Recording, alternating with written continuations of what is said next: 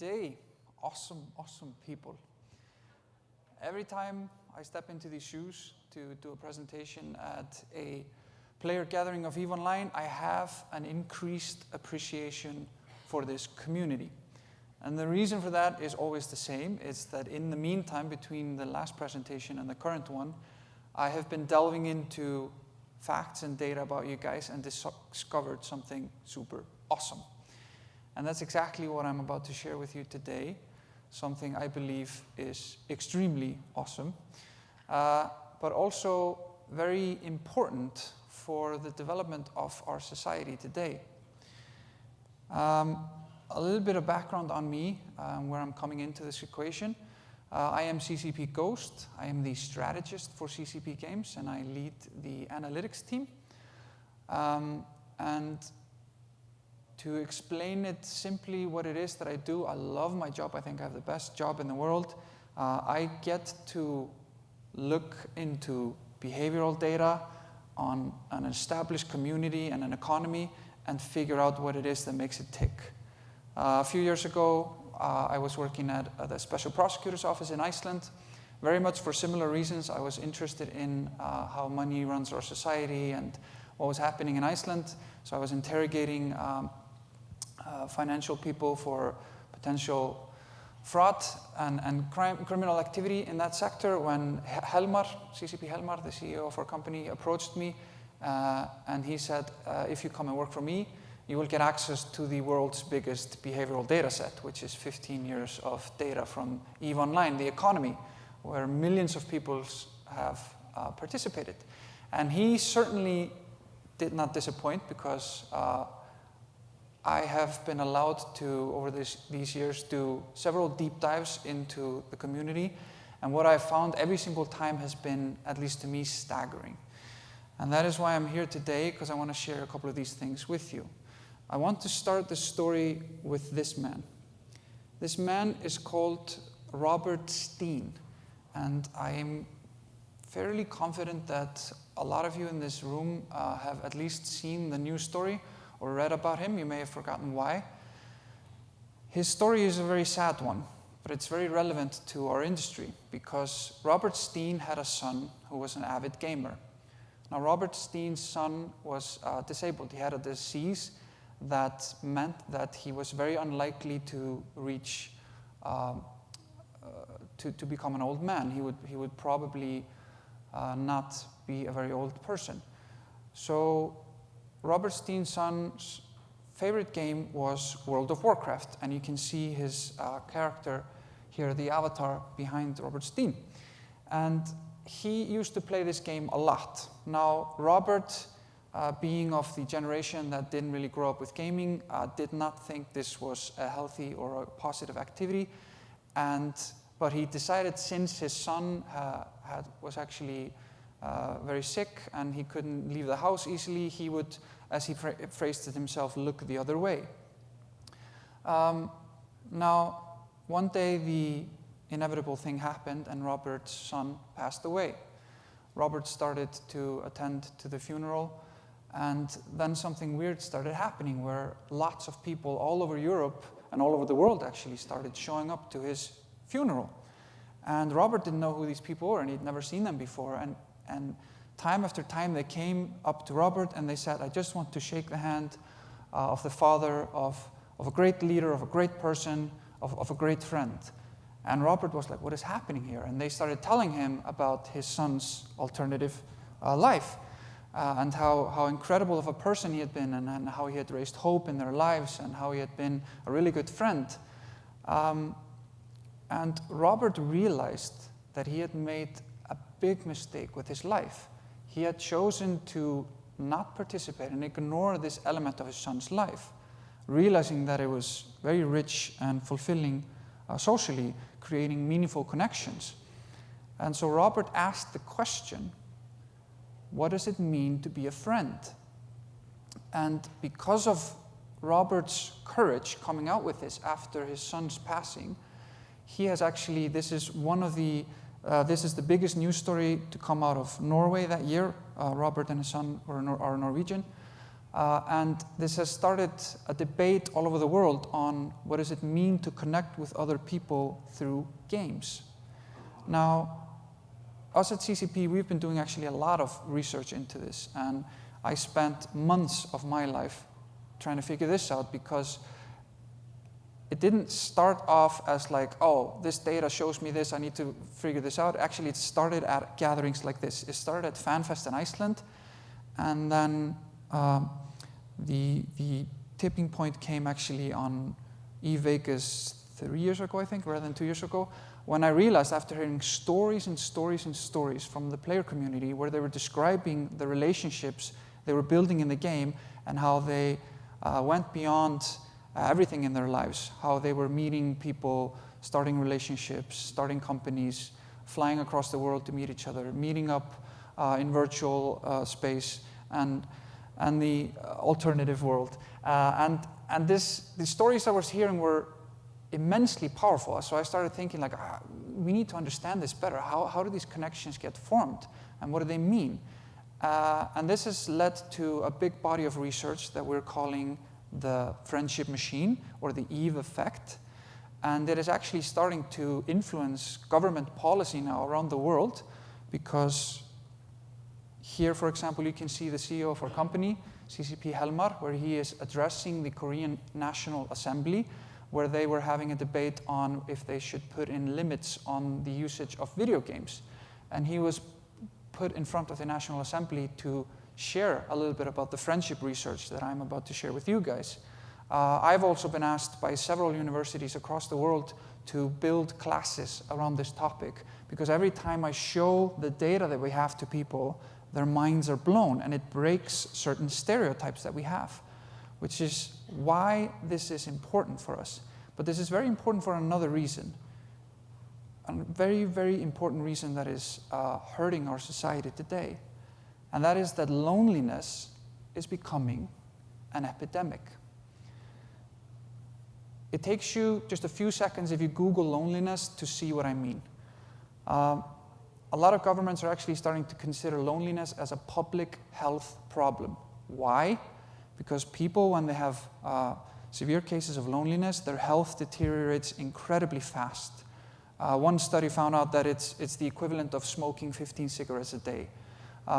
You're more likely to have depression, you're more likely to end your life earlier, you're more likely to have way few good years of health.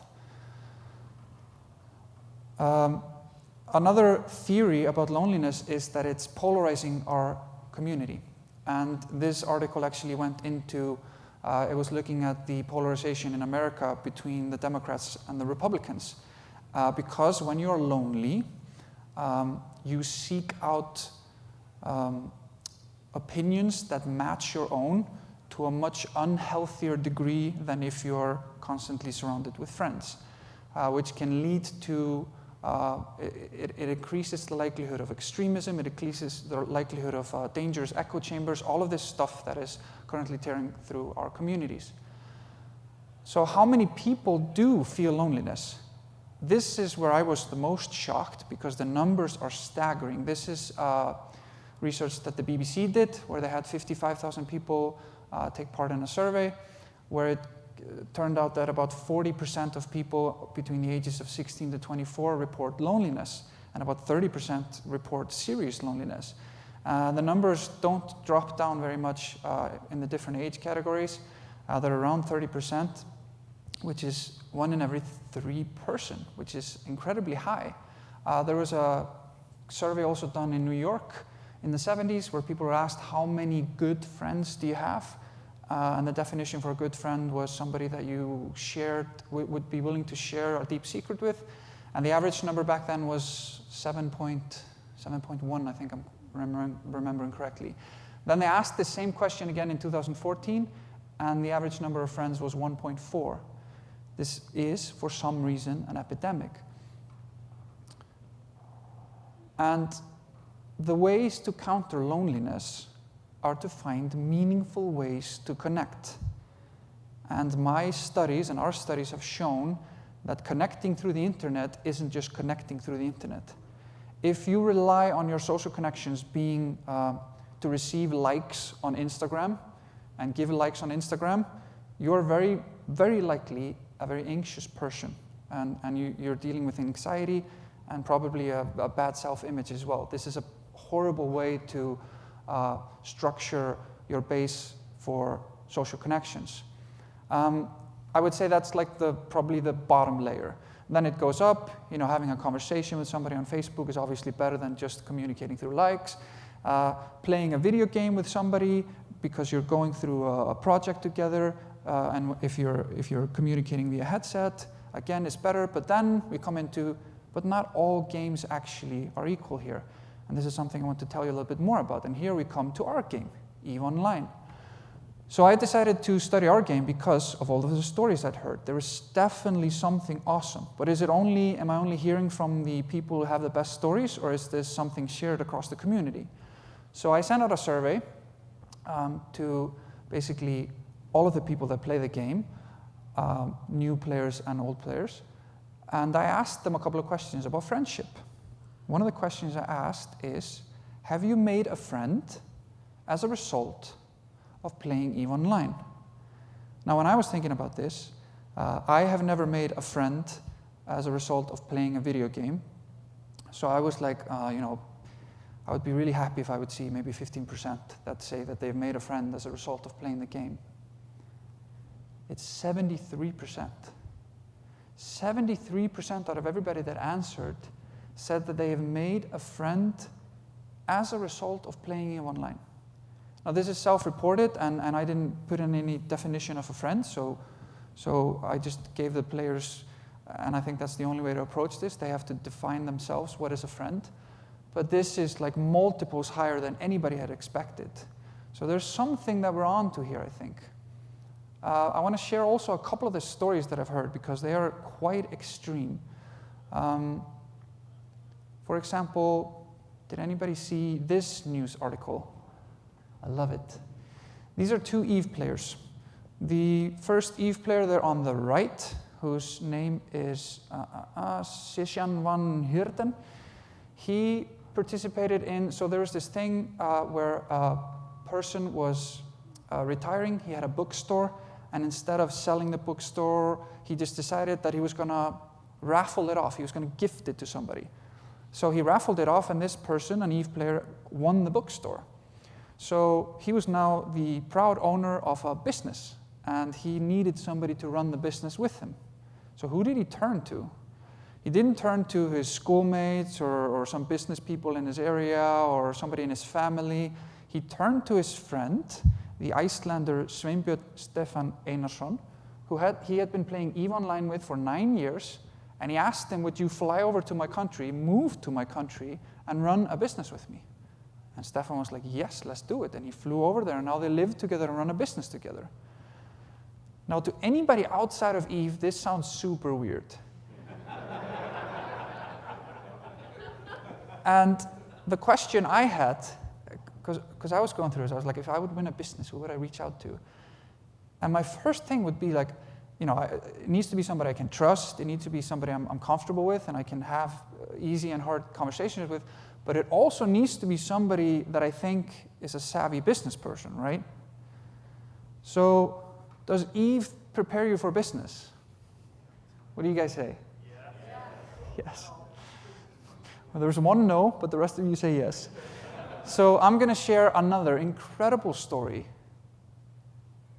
about if EVE can actually prepare you for real-world business success. So this is an email the company received early this year. It's from a player who was running a corp in EVE, and he loved it, and he was doing all these supply runs, logistics, human resource things, all of this, and he was sitting back at his chair one night, and he was like, I love what I do in this game. I wish I could do this as a job. I wish I could make money off of doing this. And then he was like, hold on, maybe I can. And he was like, what am I learning in the game? And is that translatable into real value? So he started doing a little comparison. I started to compare things in game versus real life. Recruitment for a corporation in EVE, it's very similar to outbound sales. Corp members, that's customers trusting your corp brand, very important. Trade hubs like Jita or Amar, that's like Amazon, or North American retailers like Best Buy or Staples or MediaMarkt in Europe. Understanding of brokers' fees, fuel costs, export taxes, etc., how they could be calculated into bottom line profitability. Influence in politics, affecting the way people would respond to your needs and negotiations. It was incredible, he told us. This thought started approximately 2.5 years ago. Today, it's about 3 years ago. At the tail end of 2016, and I formed my real-life corporation to act as a sales agency within the consumer electronics category to assist in international manufacturing who wants to enter the retail sector. Okay, how did that work out? At the time, I was broke. Fast forward to today, with an embarrassing amount of coffee cups, loss of personal sanity and hygiene, my company has truly become a living, breathing corporation. Approximately $8 million portfolio of retail sales at the end of the year 2018, operating at an 87% profitability ratio, which is incredible.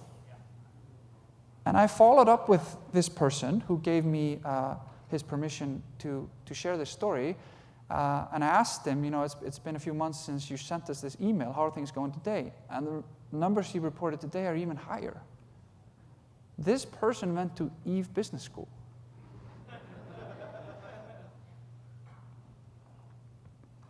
Bottom line profit was over $400,000 for 2018. So,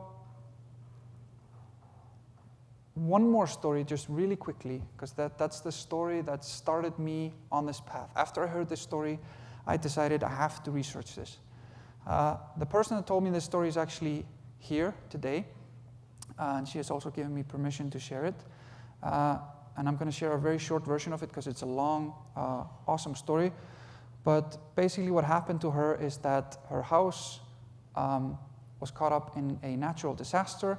It was badly damaged, and she was injured during that incident, broke her leg. The insurance company told her, we're not going to pay back your house because this was an act of God. She had very high medical bills. Her house was without electricity, water, heat, and for 6 days she was like, what do I do? After the 6 days, she decided to do the only thing she could think of. She logged on to Eve. She went over to her neighbor's house. She asked if she could get electricity from them, logged on to Eve, and entered into her corp. And her corp mates were like, where have you been? And she was like, should I tell them what happened to me? And she was like, yes, I have to talk to somebody about this. So she shared her story.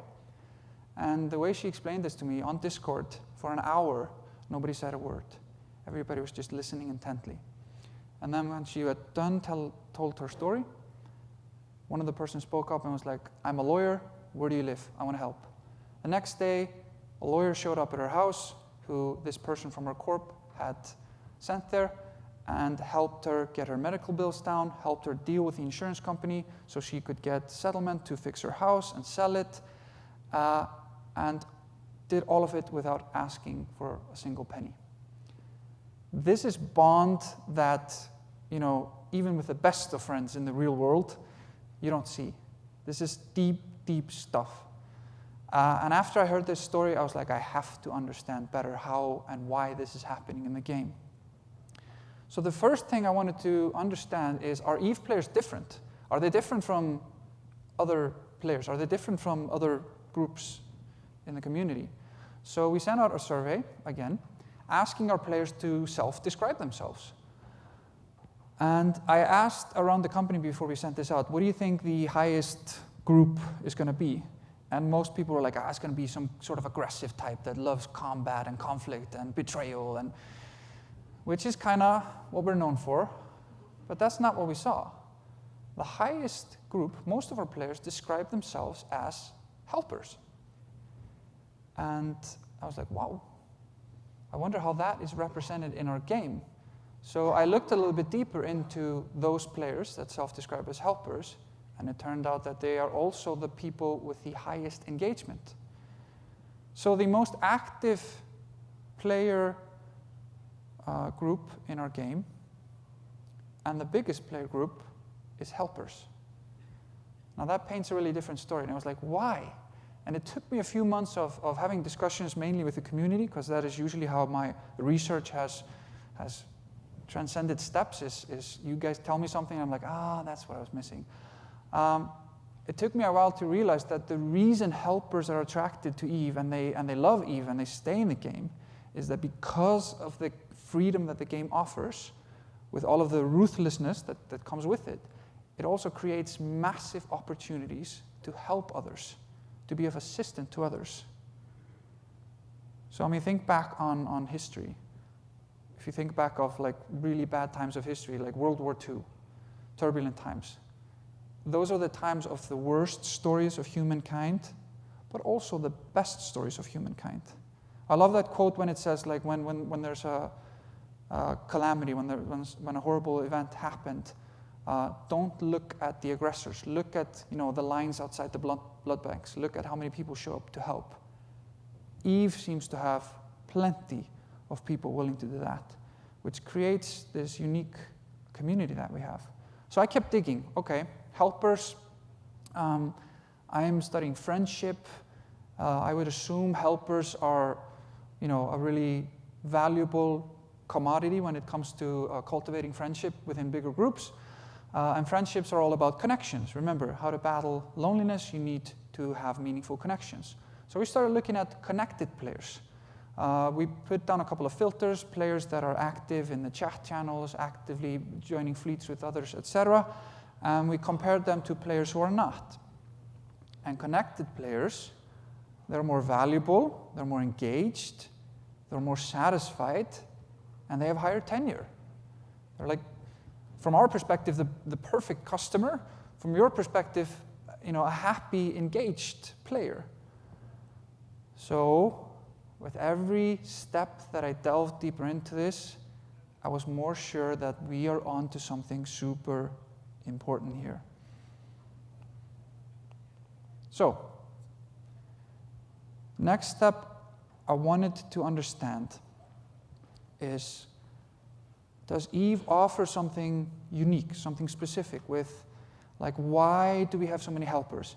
Why do we have so many people saying that they've made friends in the game? Why do we have so many people that build such really, really strong communities that put events like this together, that have massive corporation alliances running, insane player events?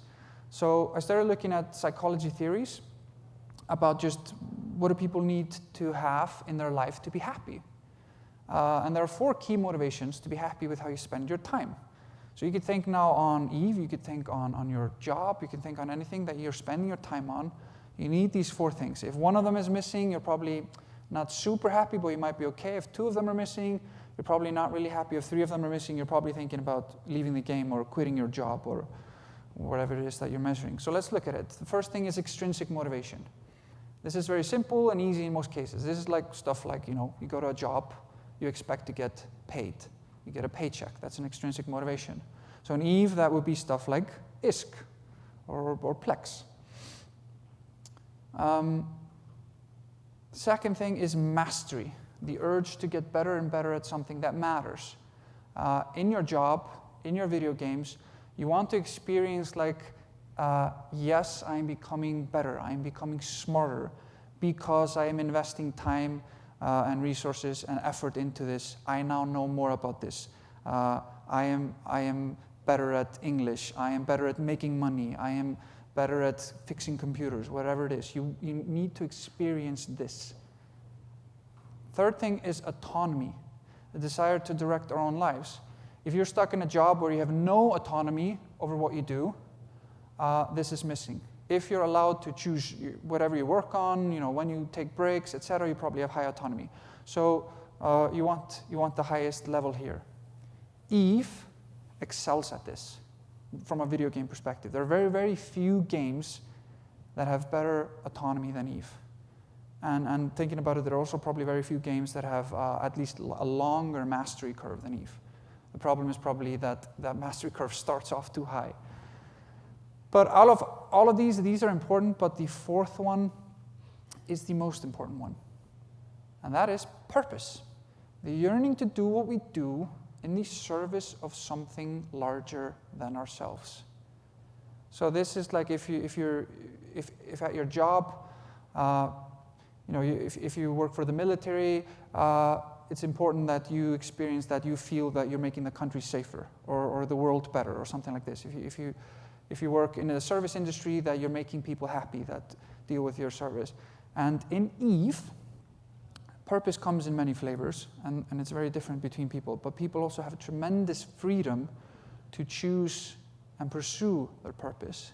And the purpose that I want to delve deeper into here is the purpose of being meaningful to other human beings, being a receiving and a giving entity in the relationship with other human beings, because Eve seems to really excel at this as well. All right. The next thing I did is I decided I need to talk to players who embody this. I need to talk to players who know the game better than me, who have experience with it, and who excel at this game so they can help me understand this better. So I decided I'm going to talk to elite players, but I didn't want to have just a single marker. I didn't want to only talk to players who had played the game a long time, or only players who were rich, or only players who had killed a lot of people.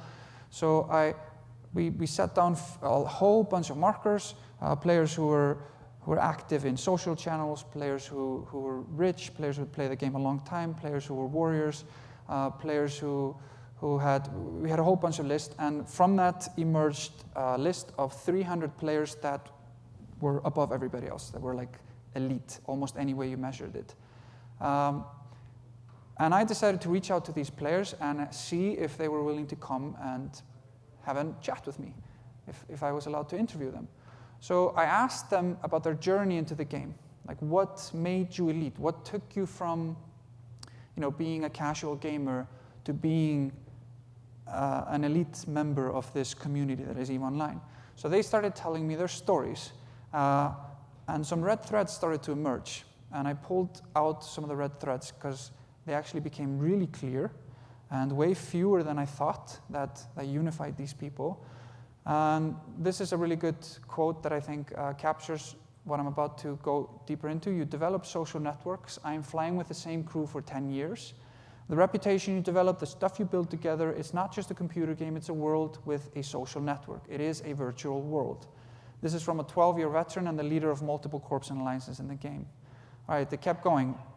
Again, they're answering why they stuck around for the game, why they became elite. Next one. I want to teach people what EVE is about, which is to find meaning in something like building relationships and finding connections. This is from a 6-year veteran with an extensive experience in building new player communities. And the people at this level who dedicate themselves at building new player communities, those are the most hardcore people that I've probably met in my life. Like, the dedication and effort they put and the massive infrastructure they create to help others to be able to enter into this world, like, it's staggering. Like, I've been sent Google Docs which are like 80-page long, where they have like, you need this, you need this, you need to have this on hand, you need to talk to these people, you need to connect here. And every time I'm like, this is more sophisticated than almost anything that I do. All right, let's continue. We became hardcore because we made the social connections, not the other way around. And this is from a leader of an aggressive, long-standing, successful corp and alliance. Because I also wanted to understand the people who weren't only, on the edge of it, weren't only obsessed about helping or integrating people. I also wanted to talk to the people who were really actively playing the game aggressively. And they had the same story. It was like, it's all about connections. It's about building meaningful connections. So who are these people? You're probably going to enjoy comparing yourselves. I assume we have at least 1 or 2 elite people in the crowd. But let's see what is their player profile. On average, their activity is playing the game 4.4 hours every day. How many people can manage that here? Okay, yeah, a few. All right, this gets more trickier. This is the easiest one to actually think. Average tenure is 7.1 years. That's a long time. How many people have more than 7.1 years? Wow, okay. That's like half. All right. The next one is the one that blew my mind the most. It's the number of alt accounts. So, being an average human being, I assumed like 4 being a really high number, and I was like, they probably have like 5. They have 13. That's the average number. So this is what it takes to be elite, to fall into this category. And as you can see, anybody who is in this category, he knows this game backwards and fronts. So the interviews that I had with these people were incredibly enlightening.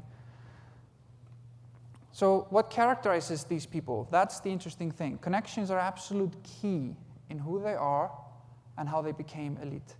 There were 2 really, really big themes that emerged, and connection is by far the most important one. I always want to be indispensable to my corp. After I started connecting with players, I started building alts to expand my network. The first time I realized this game was for me and I would stick around was when the group depended on me for an important task. A lot of players talked about this. When they were depended upon, it activated something in them. And they became like, very often that was when they went from a casual gamer to an elite gamer, or at least started that journey. When you are involved with others and people are relying on you in a changing environment, then it moves from a game into a hobby. Connections go beyond the game quite easily because of the immersiveness of EVE. EVE has kept immersive connections better than any other games. This is very important to me. I am a diplomat. I like building connections. I enjoy the game more when I'm helping others achieve their goals. EVE lets you play the game that way. So, connections are key. What other things characterizes them? The first thing is that they're social. This has become obvious, I think, by now. Helpers, accommodators, reliable. There was only one person out of everybody that I interviewed who did not fall into this category. And that was actually the person with the highest amount of alt accounts. Another thing is they're willing to put in hard work. And when I say hard work, I mean hard work. These are really, really dedicated people. Like when they set the bar somewhere, they do the grinding that it takes to get there. Which leads me to the next point, and I want to tell a story about how I realized this next point. So I was interviewing a player. He was Australian. He was in Iceland. He is a trader by day, and he called me up and he was like, "Hey, is it okay if I bring my wife along to the session or girlfriend?" And I was like, "Sure, bring her along." And they show up and we start having this conversation, and his girlfriend just sits quietly and is just observing what we're talking about. And then I ask him, like, how was your journey into the game? And he starts off with a story that was very similar to a lot of our stories. He was like, well, I was just kind of casually playing the game, and then I got ambushed, and I got killed. And I was like, I'm going to get these sons of bitches. And 8 years later, I'm still hunting for them. And he's going through this journey, and I can see that his girlfriend is becoming more and more engaged in listening to us, and like something is activating in her brain. And when he's finished telling her story, his girlfriend is like, wow, that is amazing. And she's like, sorry, is it okay if I interject here? She was like, so I'm a psychologist, and I work for Fortune 500 companies, and my job is to teach CEOs to become resilient. And to be a resilient person, you need 5 character traits, and your story just went through every single one. She was like, that was a perfect story of a resilient person and like a resilient character journey.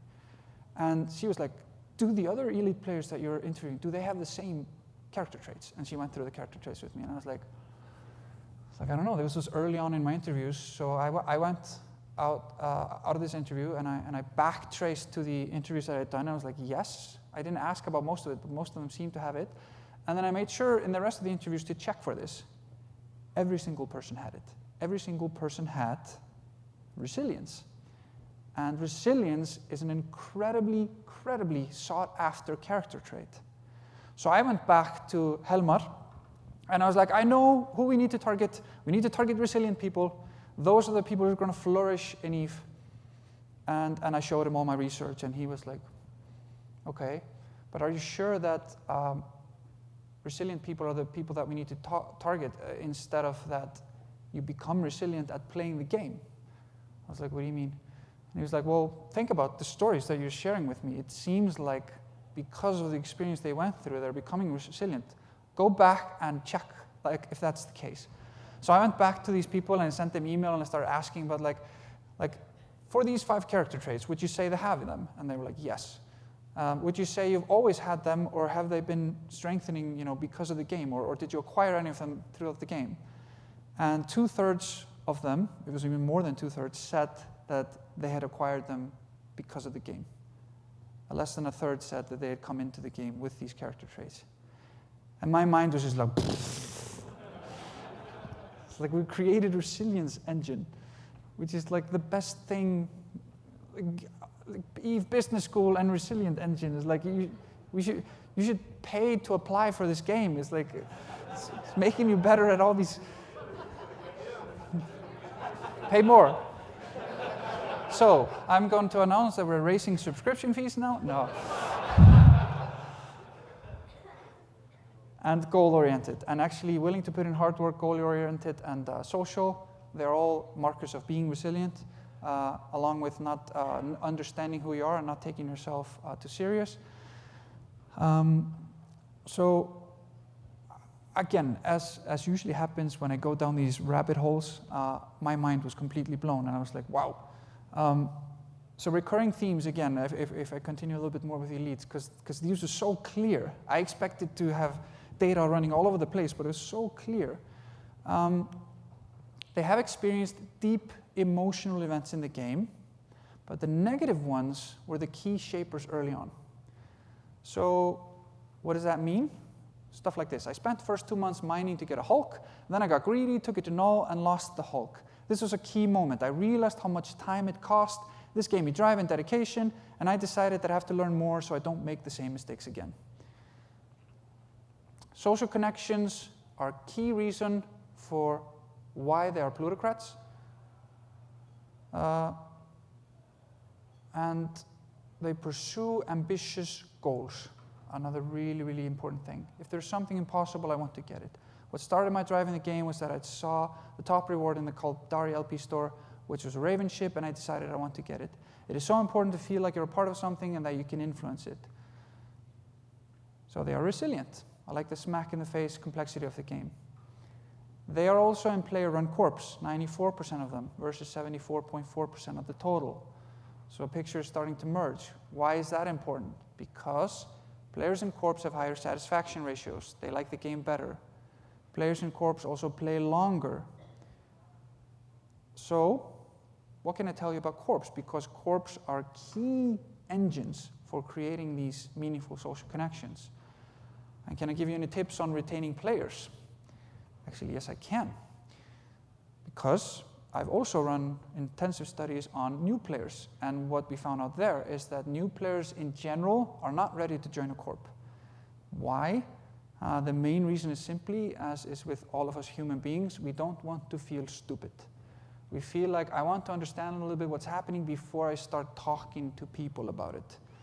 So that is the main reason people aren't running to join corps when they enter the game. But it does matter how you are exposed to social connections in the game.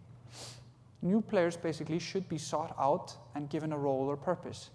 If you do these two things, you massively increase the chances of having a long-term happy membership in your corp.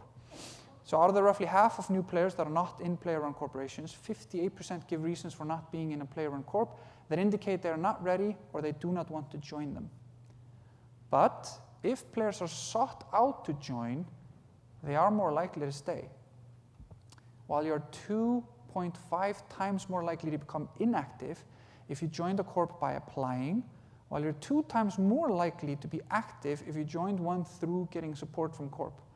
And this is stuff like almost all of the players in the elite category had a story something like this. So I was flying in space, and then I was ganked and got killed, and I was cursing this damn game, and then somebody showed up and he was like, hey, I saw that this happened to you. Did you realize that you should have had your shields on or not be flying autopilot or something like this?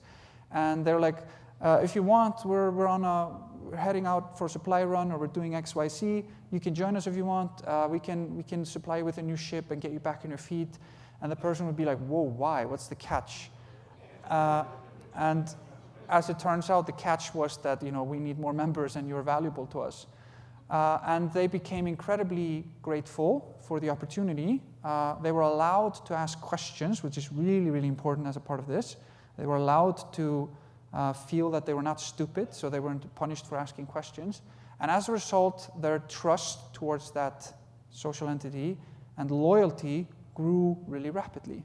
Versus if I go into the game and I'm applying for something, I'm always like a needy person who is upon your good graces to be accepted into the corp. Like, this is a very different social dynamic if somebody seeks you out or if you're applying to something. And just think for yourselves. You probably have really vivid memories in your life when somebody sought you out for something, when somebody was like wanted you to come and play games with them, or join their soccer club or whatever it was. We all like to be sought out. But and another thing we looked at was, is there a difference in retention if you join corps or not? There's a massive difference. What you're seeing here is the 30-day retention per player corp size. The bottom line is basically those who are not in player-run corps, and there the retention ratio is about 33%. The top two lines are, the orange top line is players who are in player-run corps but not in alliances, and the yellow line is players who are in player-run corps who are also in alliances. The retention for the alliance part is almost 90%.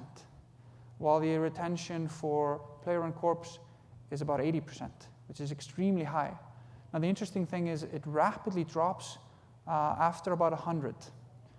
I'm not going to go deeper into here why it happens, but I've asked a lot of players about this, and we've received hypotheses that seem to make sense, which have to deal with the complexity of running large organizations, also just the value of being 1 out of 100 or 1 out of 1,000, a couple of things like this. But in any case, it's always way better to be in a corp with other people than not. And which leads us to this. If you're trying to build a good corp, and if you're trying to get people to join it, or a company, or a group of friends, trust is the social lubricant. It's incredibly important. Every single person that I interviewed in the elite group, barring only one, said this.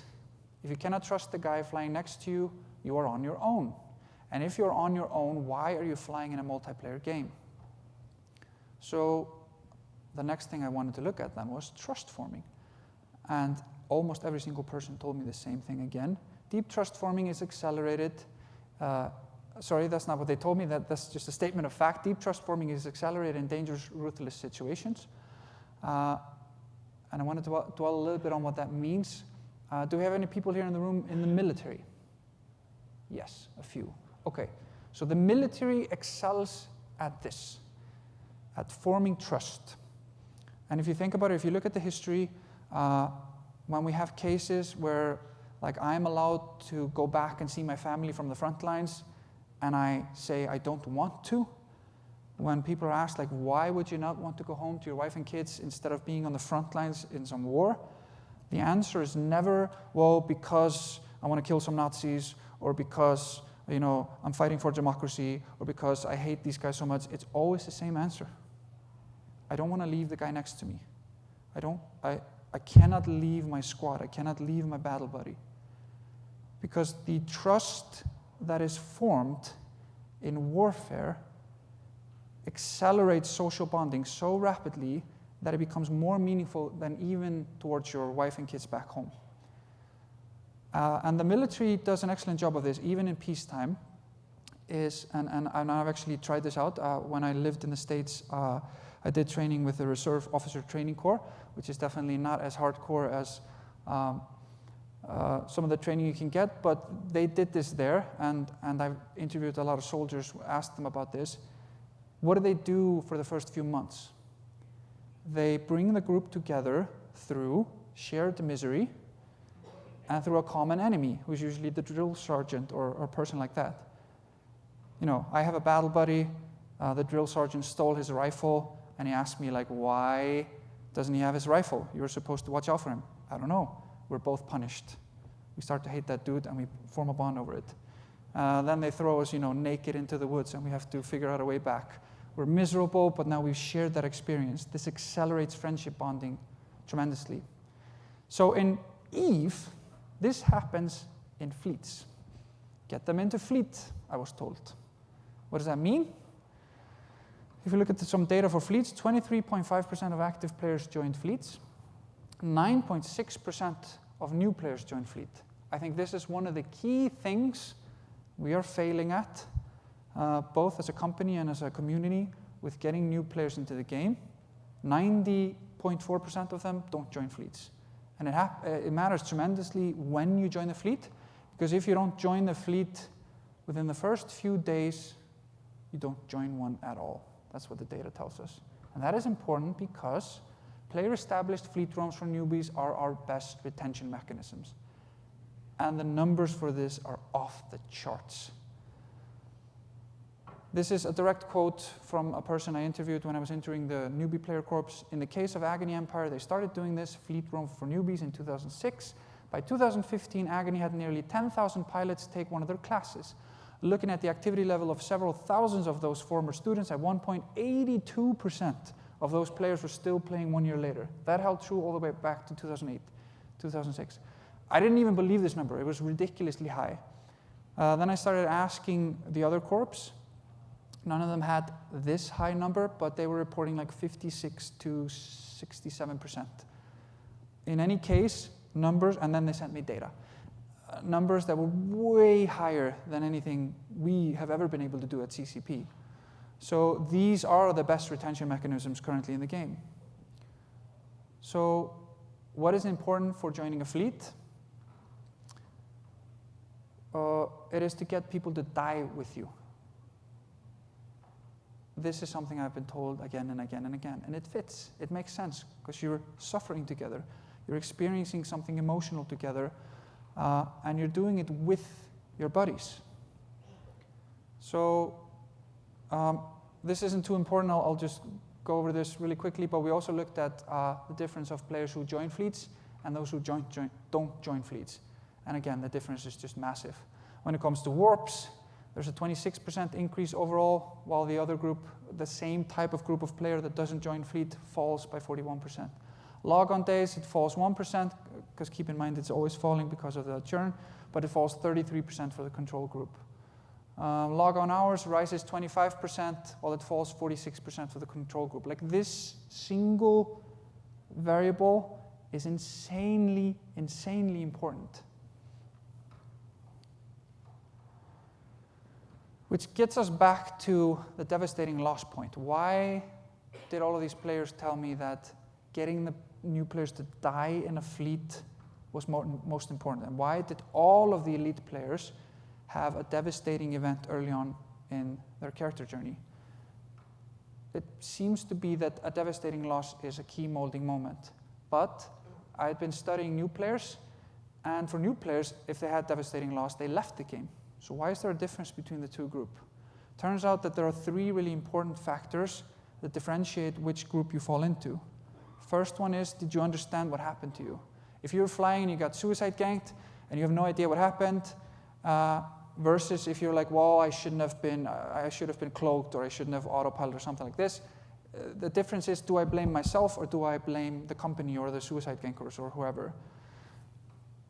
A ray of hope that you can respond and get back to your feet. Did you lose everything, or did you just put in a market order and you're going to get 100 million ISK in the morning and can get back on your feet?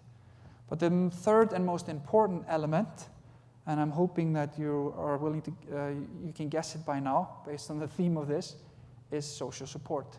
Do I have a group of friends to go and cry on their shoulders?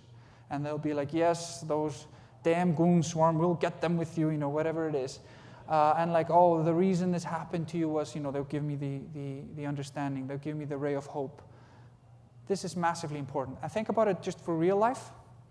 When you've seen people get laid off at their jobs, how some people just crumble while other people just get immediately back to their feet.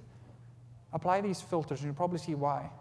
If they didn't understand why they were being laid off, they have no hope of getting another job, and they don't have a wife or a husband or a family or anybody who talk to, that's probably the reason why they crumbled. If they have the opposite of that, that's probably the reason why they were willing to persevere or able to persevere. Which brings us to this. I am running out of time, so I'm going to accelerate a little bit now. This is, I think, the most interesting part of it all. This is tying it all together. There are 4 things needed to establish a strong social connection that leads to friendship. This is something called the friendship formula. And these things are proximity, frequency, duration, intensity. And this is applied by anybody that needs to be able to form meaningful friendships quickly, be it military, CIA, companies, game makers, they understand this. So let's look at this. What does it mean? Proximity is the distance between you and another individual and your exposure to that individual over time. So let's say me and the gentleman here in the front row, what is your name? Alex. Me and Alex, we're going to try to become friends. And we're going to be efficient about it, and we're going to use science, like all EVE personnel would do. So we decided, okay, we need to have proximity. So me and Alex now have good proximity, but I'm standing on a stage with a microphone. It's way better if I remove the microphone and I go sit next to him. I've increased the proximity. I will decrease the proximity, of course, if I go back to Iceland and I call him on the phone. So more proximity, better. Next thing is frequency. How many times do me and Alex meet? Is it once a month, once a week, once a year, once a day? You want a higher number. Third one is duration. When we meet once a day, is it for 1 second or is it for an hour? Again, higher is better. But you can have all of these 3 things, and you probably have all of these 3 things with a whole bunch of people in your lives, like grocery store clerks, stuff like this. It doesn't create meaningful friendships. Why? It's because the most important ingredient is missing, which is intensity. The intensity of the connection greatly accelerates the friendship formation. So if me and Alex meet often, close to each other for a long time, but we only courteously talk about the weather, we're probably not going to form really deep, meaningful friendships. But if I tell Alex, like, I'm afraid my wife is going to leave me, and Alex is like, well, that's exactly what I'm afraid too, and we bond up and we cry on each other's shoulder, like, that half an hour can be worth, 500 hours of talking about the weather. This is what the military does by having you experience trauma or difficulty together, is that they're accelerating the intensity in the equation. So taking that back to EVE, this is what EVE excels at beyond probably any other video game, creating intense moments. There are a couple of reasons for this. You're probably fitting the pieces together right now, and you probably understand this better than me, but one of the characteristics of EVE is I put in man-hours to create wealth, and then I need to risk that wealth taking my ship out to space because I can't reload or respawn my ship. So when I lose a Titan that I've spent 6 months trying to get, the loss is real, which is what our players keep telling us. I feel like I lost 6 months of my life. The intensity is really high. And if I lost my Titan in a fleet with Alex, we're sharing a traumatic moment together. We're forming really, really strong social bonds. And again, the stakes are high. Me and Alex form a corp together, and then one of our corp mates betrays us and leaves with all of our cash. The stakes are high, the intensity is high, and we form a 6-year vengeance plan, like I've heard a couple of stories about. And this is why EVE excels at this, because it offers all of the first 3 points, like many video games do, but then it goes a step further with intensity. So, what are some threats to this? We realize now that EVE is a friendship machine. It creates incredibly meaningful connection, and in some cases it can do it really fast. But what is the landscape today in the game, and is there anything threatening this? I believe so. I'm at least afraid of it, and that is what you guys are telling me. This is the results of the last survey we sent out, where we asked you what is the main problems we're having in our game.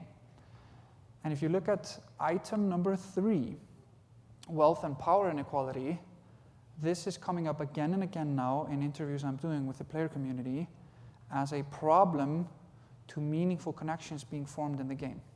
So this is the number 3 problem that you guys are worried about, and it seems to be putting blockage in meaningful friendships forming.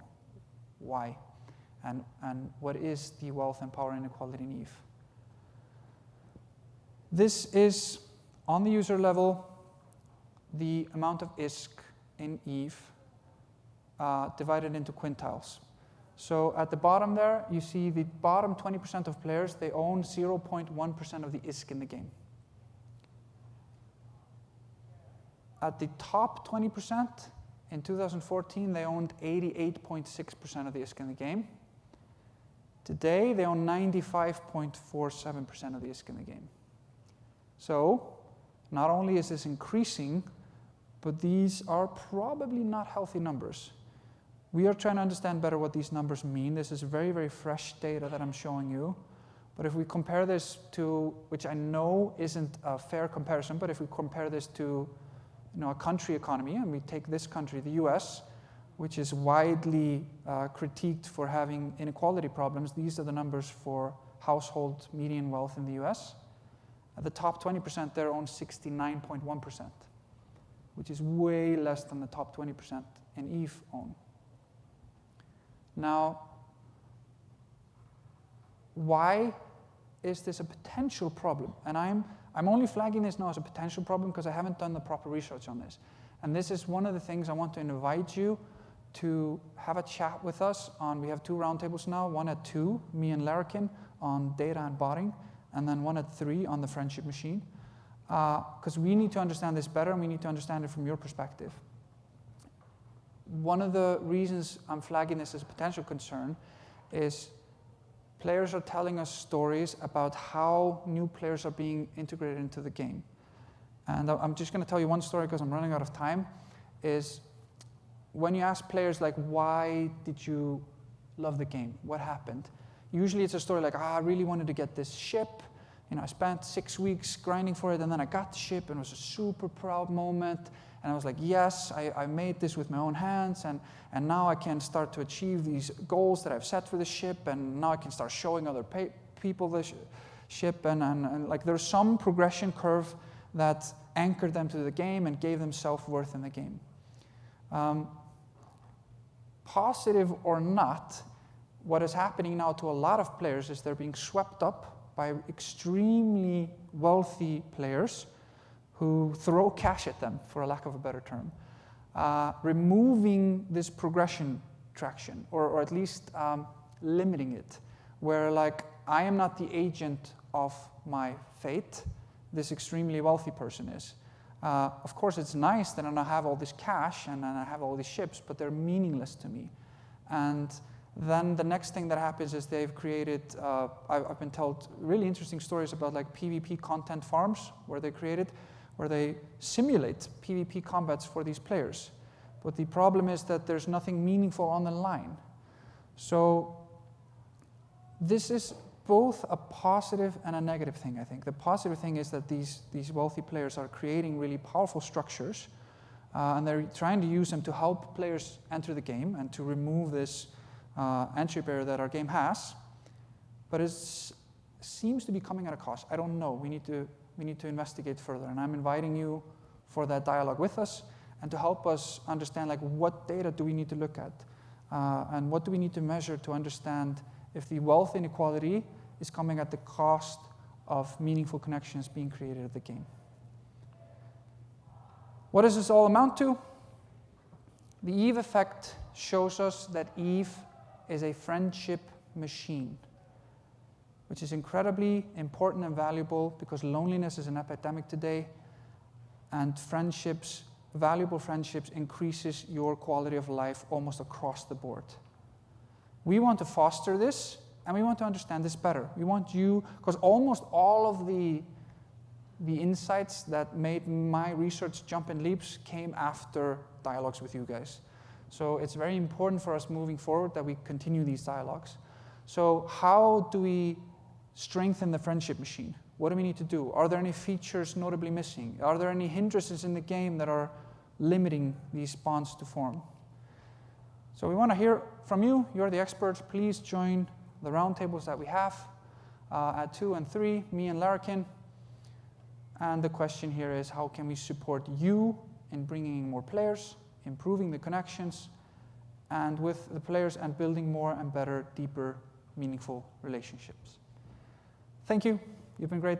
I hope you see you later.